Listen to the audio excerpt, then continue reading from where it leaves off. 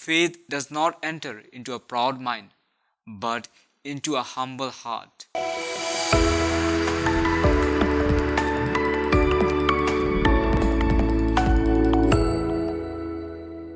Dear brothers and sisters in Jesus Christ our Lord, in today's Gospel we hear about the remarkable faith of the centurion.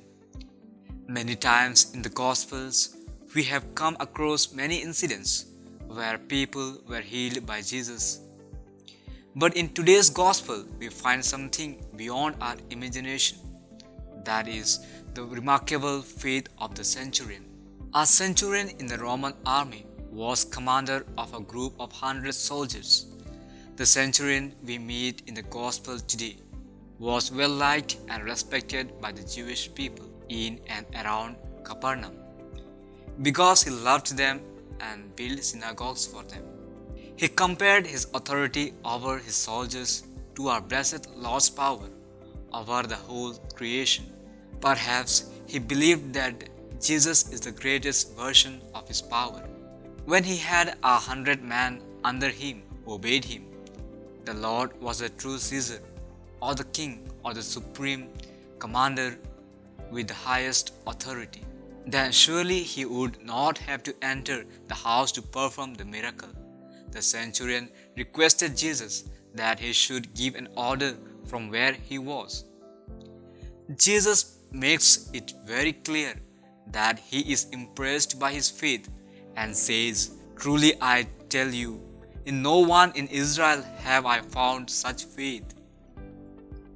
Dear brothers and sisters, through this beautiful incident of the centurion's great faith, Jesus asks us to reflect on our attitudes towards God and the people around us.